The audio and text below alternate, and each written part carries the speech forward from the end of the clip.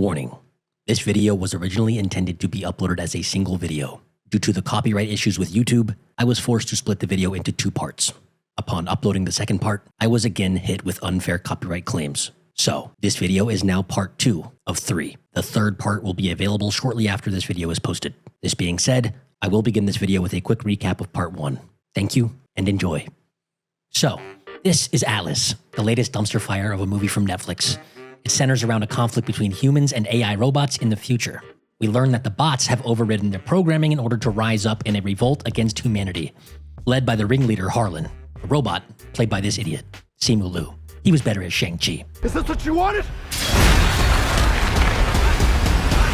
Anyways, this failed, and they f***ed off to space in a single rocket ship. We then see the ICN military force capture an AI bot named Casca, who loves superhero landings as much as Deadpool himself. X gon' give it to you. Wait for you to get it on your own. X gon' deliver to you. Our main character Atlas is a super duper smart chess player, and so she interrogates Casca for the location of the rebel AIs in space, and pops his eyeballs out with a magnet. Her and Banks, this guy, head out on a mission to space with their AI mech suits in order to track down Harlan. Shit hits the fan.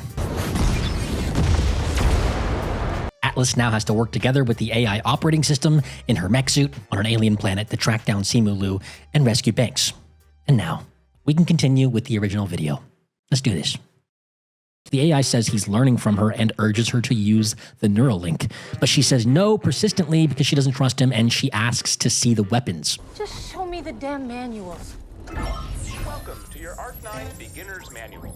Apparently, they've never briefed her on any of the systems before leaving Earth. Not even during her space travel time. She didn't learn a single thing. She didn't even read the manual of the mech suits that she was going to be working with before they left for the mission. What kind of mission is this? What kind of military is this? It's a stupid one written by Netflix, of course. It's okay though, because that makes this scene more interesting. So cool. Stupid writing is fine as long as it's interesting. Now she has an array of weapons, including an ion bomb. And a single ion bomb if more drastic measures are required. For drastic measures, we call this Chekhov's ion bomb for now, okay? Now, the AI goes on to introduce himself as Smith. He says this is so they can have a better emotional relationship with her, but she says he's just a computer. Now, the funniest moment so far in the movie happens right here. Actually got a genuine laugh out of me, all right? This Smith guy is kind of a good character. I kind of start to like him by the end of the film. Might be the best character in the movie. A proper name is neurologically processed differently than a common noun. He says, I'm not a computer program. I'm a computer program named Smith. Plus 1 point for the cheeky robot. Nice one, Smith. So we now have a mission. Rescue the others and get to the rescue pod. Lots of rescuing. Now, all of a sudden, the AI, says her name out loud. Right away, Atlas. Do not scan my brain. She gets all paranoid about the AI knowing this. She says that he hacked her brain. She says, stop scanning my brain. But he says the name is just on her badge. I kind of like this moment. Shows her paranoia towards tech. Shows her distrust. It's a really good moment that shows her distrust. There are little nuggets. There are little Easter eggs and dingleberries throughout this script. So there's some fun moments. All right, I like this one. Cool line. Cool line. Well done, writers. You did something correct. Now, she then says, no one likes a smartass. Well, Atlas, no one likes a dumbass either. And he was just making sure you knew that he wasn't hacking your fucking brain, you halfwit. Holy shit. Sorry, I'm getting a little vulgar. So now it's established they have 89 kilometers to go to the rescue pod, which I think was more than the battery would allow for. Apparently the battery was allowing for 32 kilometers. Correct me in the comments if I'm wrong. So I don't know what the plan is here. They have to have like Gandalf's eagles take her to the finish line when she runs out of fuel. I'm not sure. We'll see what happens. Now, she's apparently out of breath while wearing a mech suit.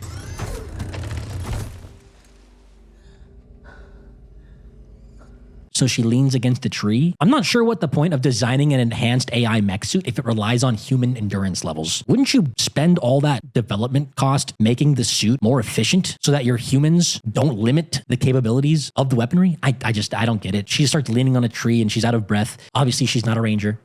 She's out of her element. Makes sense, I guess. But what's the point of designing suits like this if it relies on a human endurance level? I don't know. I don't get it. Now, she spots a ranger drop point in the middle of the forest. Okay, a bunch of other rangers fell out of the sky right here in this forest. And apparently all the rangers in this area died, despite wearing their seatbelts, unlike her. So she's just really lucky. Now, apparently they didn't die from the impact, actually. It was Harlan. So there are dangerous enemies on the ground, too. Should have jumped your way there. Wouldn't have mattered. Like I said, now she starts having a panic attack, apparently due to to the planet's gravity shifts, according to her mech suit. No, bro, I think she just watched her whole fucking squad die on the floor. It definitely wasn't the gravity shifts. And these gravity shifts don't come into play at all in the script after this. It's just a little speed bump. But no, bro, I'm pretty sure she had a panic attack because she's on an alien planet and she just witnessed her whole squad die in front of her. She collects their tags and moves on. The mech suit says, "Peace to the fallen." Peace to the fallen. And it's just kind of awkward, but I guess a sentimental robot would be kind of awkward, right? So cool, funny little line. This will come back later a little bit. This film is really good at callbacks as well. One of the main strengths of this film is the callbacks, and there'll be a lot of those in the second half of the movie. So bravo for the callbacks, but just because you make a callback doesn't mean you're a good comedian, doesn't mean you're a good writer. You know, anyone can really do a callback. It matters about the structure and the logic of the world you're building and the plot and the story you're telling. Just because you toss in a bunch of callbacks doesn't mean it's a clever movie. Now, she says they missed one, a suit with no body inside. Apparently it was Banks. She spots Casca apparently roaming the forest with other AI soldiers. Apparently Harlan made another version of Casca. So maybe this is what he means by "I can't die." He just keeps getting regenerated by Harlan. Just an infinite supply of Palpatines, you know? The mech picks up 6 AI soldiers and makes her prep for combat, but she trips in the suit. I'm a goddamn analyst. Apparently the super advanced Casca AI then misses a rocket shot at a stationary giant mech.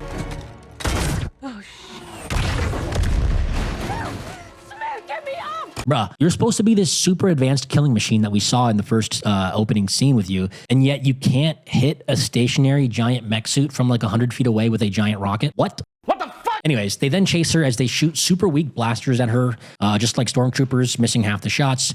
She then jumps headfirst into a random tornado. Yeah, random tornado. Anyways, apparently the AI who missed the standstill rocket shot is able to track her with supreme accuracy in this Jango Fett style action scene where he's flying through the tornado.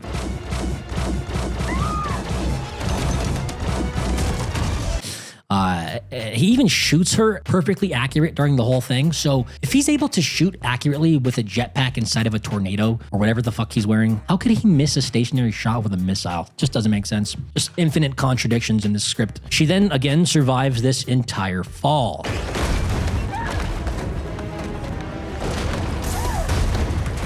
Apparently the writers have turned fall damage off for this character only. Now, they're stuck with no way out here besides the ion bomb, and yet the AI says he can't advise using it. Fire the ion bomb! Atlas, that is not advisable. Even though he stated prior that the only goal is to keep her alive, and this is the only method of doing so. So which one is it? Again, it's not making sense. This is the only way to keep her alive, you dumbass. I thought I liked you, Smith. I thought I liked you. So Smith finally allows the ion bomb to fire, and it blows up everything immediately surrounding them. But not them? I'm not sure how this works. Anyways, Casca drops from the sky unharmed and drops the coldest, most original line I've never heard before. Long time no see. That's gonna describe this movie for me. I'm gonna go a long time with not seeing this movie. So she then survives her third insane fall. And the movie isn't even halfway over as they fall into the sinkhole. Let's recap the amount of fall damage she's taken. Roll the clips.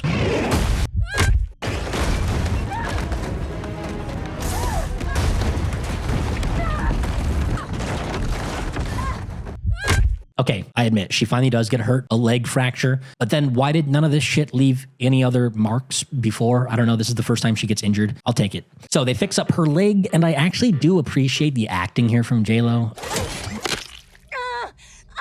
I feel like she's actually really in pain. So again, J-Lo's not really the problem with this movie. It's just the movie itself. Well done, J-Lo. You did some good acting. You did some good acting in this movie. Here and there. Some cheesy shit. But I really felt your pain. I felt your leg break. It was weird. I had to patch mine up too. Anyways, the mech AI offers her a kick pop. Protein. And it's apparently not very good. They never figured out how to make food taste good in the future. Interesting. The AI says Banks is likely dead without his suit. Well, no shit. I mean, all the other motherfuckers were dead with their suits. Now, it says they can only survive by using the Neuralink. She's gonna have to start trusting the AI. She's gonna have to start diving into her character arc hardcore here. Character arc. Arc suit. The arc is the reason for her character arc. How clever is this movie? It's just a 10 out of 10. Oh my gosh, I'm just now realizing the connections. Cut to the scene from Charlie. Always Sunny. Take a look at this. Jesus Christ. Christ, That Charlie. right there is the mail. Now let's talk about the mail. Can we talk about the mail? I'm going crazy. Now, she agrees to this, okay? She agrees to using the Neuralink, but only if he sticks to the mission. She doesn't want him digging into her personal memories, okay? She just wants him to stick to the mission. She doesn't want to really deeply connect with this AI. She's afraid of it getting in her head. We then cut to Casca dragging himself up from the sinkhole. He taps his comms to get in touch with Harlan, and then we cut to Harlan. He tells Casca to find her, and it's revealed that he has Banks captured, and he's interrogating him. He opens his finger like he's goddamn Inspector Gadget, and he begins to probe Banks by sticking it in his eyeball. Sounds like a dirty horror film. Anyways, we cut back to a pretty funny interaction between the mech suit and Atlas. Shit, okay? I find this rather charming, actually, although still kind of cheesy. I just wish this was part of a better movie, or maybe even an actual parody film about AI. Would have made a lot more sense. Probably would have had a lot more respect from the audience if they just went all in on the parody. That's what it feels like at this point. Now, he says that they can't sync, and it must be her fault. They need to run the initiation since she refused to before. Makes sense, I guess. We gotta sync up. Let's do it. So the suit boots up the tutorial, the initiation from before. The AI starts asking seemingly arbitrary questions like, Do you prefer pie or cake? What? A pie is baked pastry dough I containing know what a various goddamn pie is. pie or cake? Isn't it funny, guys? The dichotomy between a super serious scenario and him asking about dessert foods. So funny. Anyways, he then says something that caught me off guard. You need the definition of a goddamn cake? Okay. Honestly, this was genuinely hilarious. Well done, Smith. Okay, well done, Smith. At least the writers knew they had something funny on their hands with Smith, and they took full advantage of it when they could. I like that. Kind of like Smith here. I want more of Smith. I want more of Smith telling her to shut the fuck up. All right, anyways, she says, what? And he responds as if he's the world's dumbest robot. An intelligent system would not waste time explaining what pie and cake was. Okay, guys? He would instead explain the reasoning she is seeking as to why she's being asked about dessert preferences. Okay, it just doesn't make sense. The communication between the robot and her is just very awkward. Apparently, if she answers the pie or cake question, this will build trust somehow. I don't know. I've never trusted somebody randomly because I asked them if they like pie or cake. They're both good, I guess. I don't know. But she's super smart, so she knows this technique. I am determining if you have a preference for pie or cake. No, it's a question to get me to relax, to establish a rapport. She just says that she knows this interrogation tactic. She's one step ahead. She's a chess player, okay? 71 victories straight. Now, the mech starts talking about her emotional state and notices her readings spike when she mentions Harlan. He then requests an exposition dump for the audience. There it is again. His name elicits an emotional response. What was your connection? I'll kind of give this a pass because they set it up well enough, but it still comes off as a little corny to me, a little ham-fisted. But I'll give it a pass. I'll give it a pass. Now we cut to a hectically edited flashback where the Simu bot here is looking quite unhinged during a game of chess with young Atlas. And Simu bot says, You know what you have to do, mother. You know what you have to do, mother. I guess this makes Harlan her brother. Interesting. Now, he was supposed to keep her safe, says Smith. Apparently, after she relives one 15-second flashback with Smith, they're now at 40% sync. Smith says, And Atlas, What? I will keep you safe. they then fully sync, apparently, or they sync more, or you only need to get to 40% sync, so then you can get to 100% right away. I'm not sure. I guess they don't fully sync here. It's very unclear. Also, what happened to the battery life? It was supposed to be super low before, and apparently that's just kind of forgotten for now. It'll come back soon, I'm sure. I'm criticizing this film a lot for its plot flow and logic, but the interactions between Smith and Atlas are not the main problem. It's actually probably the only redeeming quality of this movie, even though there is stupid moments with them. There are very, very cheeky and very fun moments between them as well. So on that surface level, you can kind of enjoy the film just for that if you turn your brain off. But unfortunately, I turned my brain on to a 3000 mode for this one. Now, they managed to set up the perfect trajectory flight path to escape the sinkhole, and they end up in a cave system. Apparently, even though they are neural linked, she still has to use voice commands. Lights? I mean, guys, again, it would have been a great moment to have Smith explain to her and the audience that she no longer needs these voice commands because they're getting synced up. You know, it could have been a cool little moment. Again, also, if this is a super smart AI, wouldn't it know to put lights on in the dark? Even our cars today do that. Even like a 2008 Ford Fusion. We're in the future and everything's so ass backwards. It just doesn't make sense. Now, the AI actually acknowledges the battery power here again, finally, and says there are 14 hours of battery left. So now we're operating on hours, I guess, with 37 kilometers distance left to go to get to their rescue ship. Now, this brings up two things. Why is the battery level now a constant 14 hours when the mech is going to have to perform a variety of unknown tasks demanding different output of power, which is going to change that drastically up or down? You know, that's how battery works. If your phone's on airplane mode, not doing any processes, it's going to waste a lot less battery and have a longer span than it is trying to stream 4K Netflix all day. You know what I'm saying? It just doesn't make sense. He should be giving her the distance left on the battery while using specific movement techniques like he did previously. It seems the writers understood this idea and then just forgot it. I don't know. The second thing is they were just 89 kilometers away from their destination a few minutes back, a few scenes back. So I guess she got super lucky and the plot tornado was a nice guy and he works for the writers, so he launched them closer to their destination. Interesting. They don't even fully acknowledge how goddamn lucky this was. It would have been a nice moment for them to be like, wow, that tornado was really on our side. I'm not sure.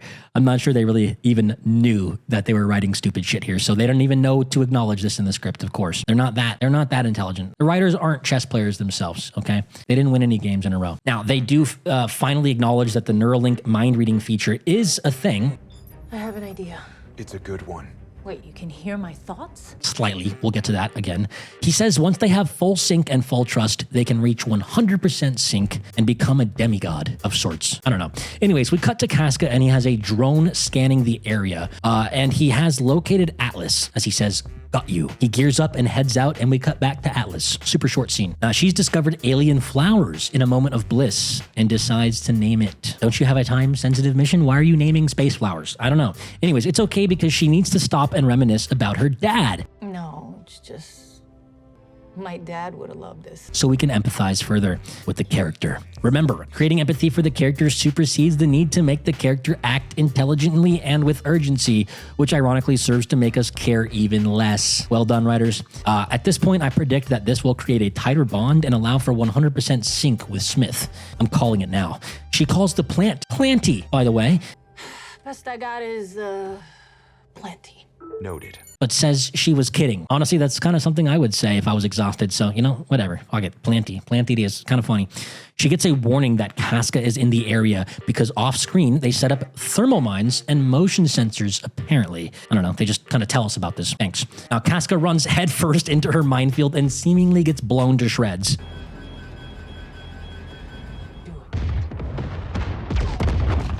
It's like an Acme Coyote versus Roadrunner movie. No signatures are detected from Smith's system, so he's probably dead, right? Again, she still has to yell lights. Lights. This is a problem for two reasons, like I said. A, they are supposed to be heavily in sync by now. And B, Smith is an advanced AI and should know that lights are needed in a dark place. It's like step number one. If it's dark, the lights go on automatically. Now, we have our cars in our current reality that do this already. So they only have to use like simple sensory input designs. Like, I don't know. It's just again, now Casca starts transmitting messages.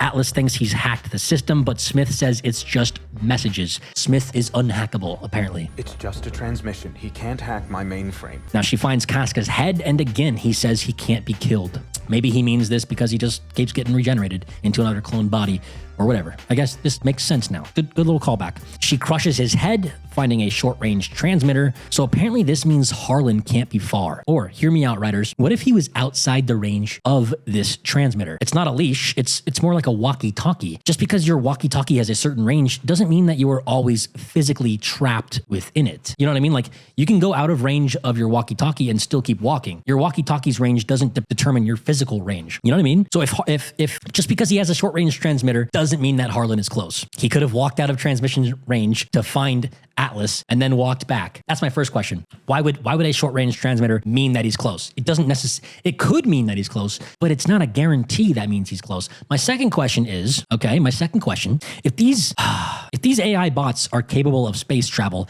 and other seemingly crazy high-tech shit, why are they only using short-range transmitters? This does not make any sense. It's like if the Terminator was to use a walkie-talkie. The dude's got future tech. He's not going back to 1985. God damn, movies made in 1985 are even smarter than this one. Did he use it? I don't know. It seems like they would have higher tech shit than short-range transmitters. Why not just have it be a long-range transmitter so you can talk wherever? It's supposed to be super advanced. You can repair an entire goddamn spaceship, which happens soon. We'll get to that. But you can't build long-range transmitters. I don't know. Again, I'm going crazy. Now, something cool and kind of clever happens next when she uses a techno mumbo jumbo to explain a solution that she didn't even realize she understood until after she said it. Well, if we demodulate the frequency, we can use it to triangulate and tag his base. That was cool. I think this implies that she's learning new info through the Neuralink, and I actually kind of like this part of the script. She's like downloading information, then she's like revealing it to herself. It's kind of fascinating. So well done. Little good golden nugget in the script. Now, they spit out so much technical jargon in this scene that I can't be bothered to try and break it down to make sense of it, so I'll just give it a pass, as will most casual viewers, I guess. Well done, writers. You pulled one over us. I don't know. Who gives a f? Anyway, Smith shuts down her plan to seek out Harlan because he thinks she can't handle Harlan one-on-one. She's not going to be able to handle it, you know, emotionally or physically or whatever. So she goes to eject from the suit, but Smith hacks into her brain to stop her from moving. Atlas, don't do this. What are you doing to me? He eventually lets her go, though. Smith senses too much emotional pain, so he stops and lets her talk, and she convinces him to follow her plan. I kind of like this scene. You know, it's a nice character interaction. Nothing too much to say here. He then awkwardly says peace to the fallen again as they ride out for Harlan's base. We cut forward to nighttime in a forest where they actually address the phrase peace to the fallen. I was not expecting this. It's like the writers read my mind for once. Well done. Well done. Smith says it's just a respectful saying used by AI. She asks how he knows the emotions brought on by death if the AI was never alive. And this is where the writers go beyond their depth and try to bring up interesting themes that they never really capitalize on throughout the film. So it's kind of like empty and hollow. They actually have the really only real intelligent conversation in the whole film here. And I was starting to like this part of the script. They talk about the real difference between living and non-living beings. Smith makes the point that both AI and humans are programmed, one by DNA and one by code. Your DNA dictates your thoughts in the same way that my code determines mine. This is a really good observation, okay? I like this point. They argue about who has a soul. Smith says everything has a soul. This is where it becomes kind of mumbo jumbo. Okay, what about my notebook or mouse pad? Do those have a soul? What is everything has a soul? Clarify, please, Smith. You're not coming off as the super smart advanced AI that you are supposed to be. The script just went right back to being dumb again. Okay, I gave the writers too much credit. It seems like these writers are just smart enough to bring up these ideas, but not smart enough to dive deeper into the subject matter and close them out in a good way, in a smart, intelligent way. It doesn't really have an impact on the script. It's just kind of fluff. Now, they talk about not being able to see their own souls or some bullshit. And then Smith says, even when we die, our souls are still connected to every other living thing. So he's like a spiritual AI of sorts. I don't know. He's waxing philosophical. This sounds profound on the surface, but in reality, it's just fluff to make the script seem super intelligent and deep and distract you from all the stupid bullshit that's going on elsewhere. All right, you know, a casual, dumber viewer would come away from this movie being like, that hit deep, man. That was really hitting deep when they talked about souls and shit. Anyways, don't know why they sound like that. Now, Smith asks about a moment in her life when she desired meaning, perhaps when she wanted to become a ranger. But the conversation gets cut short when they apparently arrive at their destination. The funniest thing in the movie yet happens here. They come across a seemingly advanced industrial facility in the middle of the planet, seemingly built by the Simu bots that came on the singular spaceship from Earth a while ago, 28 years ago. Atlas then has a line of dialogue, and it's basically the writers telling us to turn off our brains, as she says, 28 years of scavenging and stealing equipment. God knows where he got it, but he's been busy. I would say 28 hours of script writing is how this movie came about. And God knows where they got the ideas, but these writers have been busy. Again, great allegories here.